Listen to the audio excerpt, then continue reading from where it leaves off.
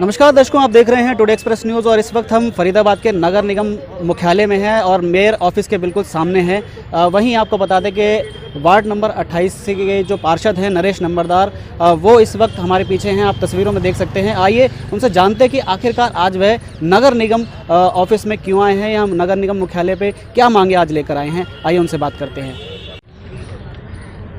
नरेश नंबरदार जी, आज आप नगर निगम मुख्यालय आए हैं, आपके साथ कुछ साथी भी हैं।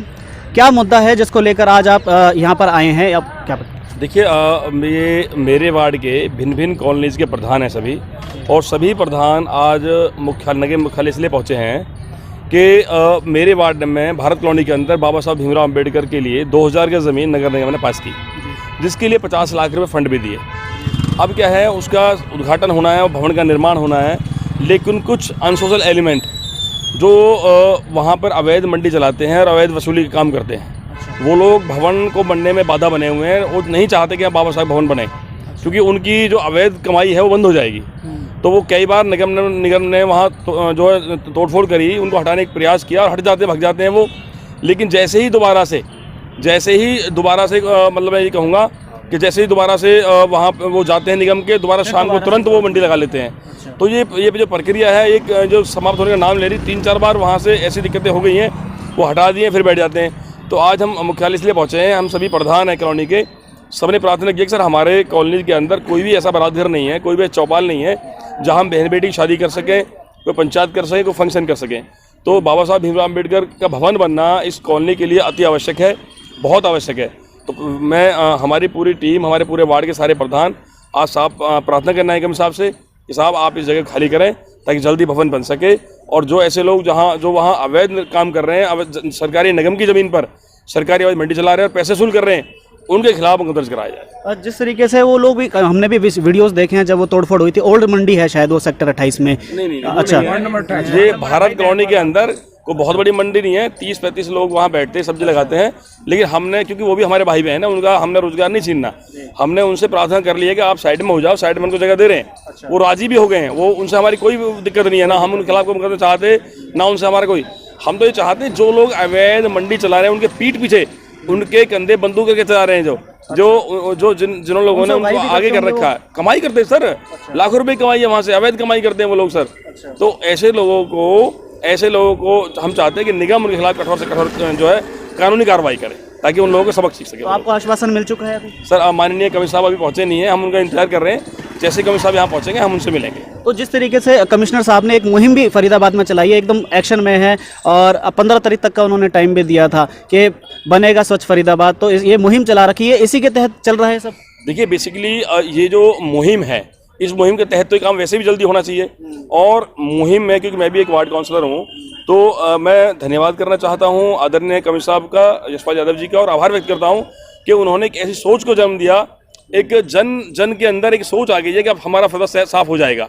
और कहीं ना कहीं वो चीज़ें हमें देखने को मिल भी रही है ग्राउंड पे, सब लोग अवेयर हो रहे हैं। और जब तक लोग, किसी शहर के लोग अवेयर नहीं होते तो काम नहीं होता। तो सबसे पहले जो काम है वो प्रशिक्षण का काम है। तो हमारे सीनियर ट्रेनर्स जो आम लोगों को प्रशिक्षित कर रहे हैं, जो एनजीओज हैं या प्रधान हैं लोकल लेवल के, उन सबको प्रशिक्षण दे रहे हैं वो, कि भी सफाई व्यवस्था रहनी चाहिए। सफाई व्यवस्था कैसे होगी, किस तरह से हमने सफाई व्यवस्था रखनी है, कैसे हम शहर को साफ करेंगे, वो सारा चरणबद्ध तरीके से लोग समझाया जा रहा है। और ये भी उसी कड़ी का परिणाम है, क्योंकि वहाँ अवैध मंडी लगती है, वहाँ गंदगी के अंबार लगे हैं, वहाँ सफाई व्यवस्था का नामो निशान नहीं है। तो उसी नाते से अम्बेडकर भवन का काम भी हो जाएगा और सफाई व्यवस्था भी हमारी हो जाएगी। वो लोग कौन है, उनके नाम क्या है, उनके नाम बता पाएं तो? देखिए, ऐसे व्यक्तियों का नाम लेकर चैनल के माध्यम से उनके हीरो ना बनाएं आप।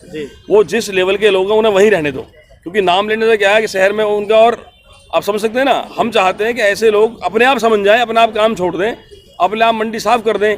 हम देखिए, वो भी हमारे कहीं ना कहीं समाज के अभिन्न अंग है। हम उनके प्रति ऐसा नहीं चाहते कि वो लोग बहुत, लेकिन हम इतना चाहते हैं कि जो काम वो कर रहे हैं वो गलत है, उसको नहीं करना चाहिए। और बाबा साहब के भवन निर्माण में वो अपनी सहायक भूमिका निभाए, ऐसे हम उनसे उम्मीद करते हैं। आपके हाथ में कुछ दस्तावेज भी हैं, वो भी आप दिखा सर। देखिए, ये मैं कमिश्नर साहब को आज सर्वसहमति से एप्लीकेशन देने आया हूँ, ये भाई आप इन्हें सर सफाई कराएं, इसकी सफाई होनी अति आवश्यक है।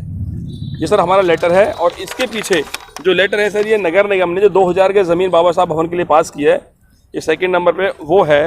और तीसरा सर, ये उसका जो अक्स बोलते हैं, जिसको नक्शा बोलते हैं सर, वो है ज़मीन का।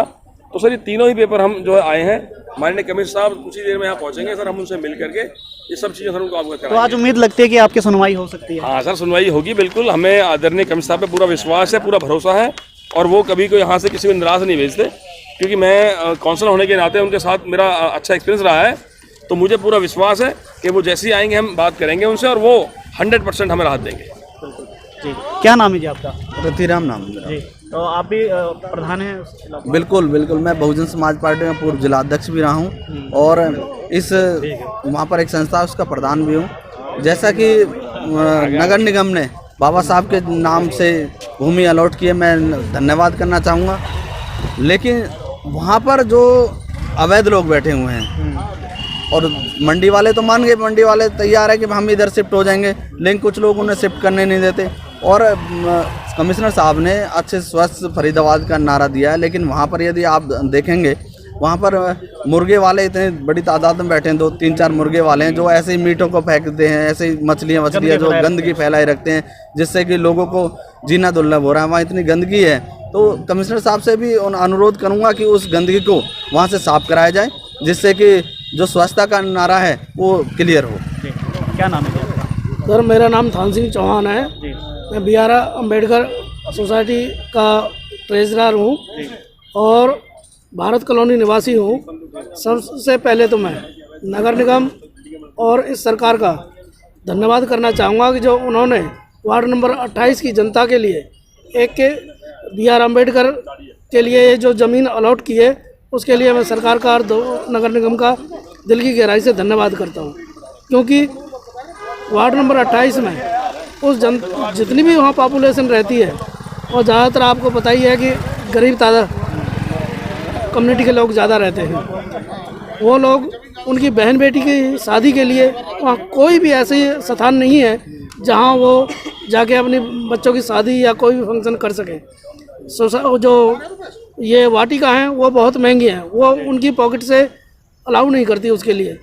तो मैं इसीलिए मैं कहना चाहूँगा कि अपने कमिश्नर साहब से कि जो वहाँ वो मंडी वाले लोग अवैध रूप से उस पर ज़मीन पर कब्जा करके बैठे हैं, उसे जल्दी से जल्दी वहाँ से खाली करवा कर और वो BR अम्बेडकर भवन के नाम से जो फंड भी रिलीज़ किया है उस भवन को तैयार कराएं, जिससे कि एक आम पब्लिक को एक बहुत बड़ी राहत मिल सके और अपनी बहन बेटियों की शादी और कोई भी फंक्शन वहाँ कर सके। धन्यवाद। 2 शब्द आप में से कोई बता दो। मैं पप्पू प्रेमी, भारत कॉलोनी निवासी। कितनी बड़ी राहत मिलेगी? वहाँ पर सामुदायिक केंद्र बन जाता है बाबा भीमराव अम्बेडकर के नाम का। एक तो उनका जो सोच है, संविधानदाता हैं वो, और क्या कहना चाहेंगे? देखो, जो भवन जो बन रहा है एक इसके बरात रूप के रूप में लेके चलते हैं।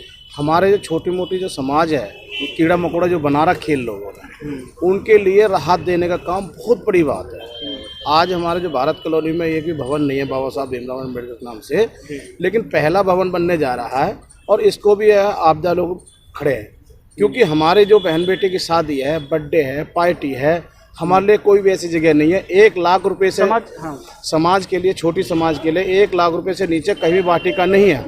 लेकिन 1 लाख रुपए हमारे पास नहीं है भाई, हम गरीब आदमी के साफ सफाई करके और हम उस पर अपना ब्याह शादी वगैरह सब कुछ कर सकते हैं। लेकिन एक पीड़ा हो रहा है मेरे, ये जो बीजेपी की जो सरकार है, हमारे भाई पर नारिश नंबरदार पार्षद हैं, विधायक हमारे हैं, सांसद हमारे हैं, मंत्री हमारे हैं, सरकार हमारी है, केंद्र में सरकार हमारी है, और आपदा भी इन्हीं लोगों में से एक अड़ंगा दे रहे हैं। अच्छा। ऐसा क्यों? अच्छा, वो बीजेपी से ही है? बीजेपी से ही संबंध रखता है और इस समाज को गंदा करने का काम कर रहा है। लेकिन फिर भी पार्षद आपके साथ खड़े हैं। पार्षद हमारे बहुत अच्छे हैं। पार्षद ने हमें ये हमारे झोली में जो धर्मशाला जो दी है या बाबा साहब को भवन जो दिया है वो हमारी झोली में डाला, लेकिन उनको हजम नहीं हो रहा है। मैं तो यही चाहता हूँ शासन प्रशासन से कि जब तुम्हारी सारी चीज़ है तो हाथ जोड़ के विनती है कि जैसे तुमने हमें दिया है वैसे ही तुरंत काम करें, काम चालू करवाएं। बस यही मेरी प्रार्थना है आपके माध्यम से, और आपके लिए मैं धन्यवाद करना चाहता हूँ। जय हिंद।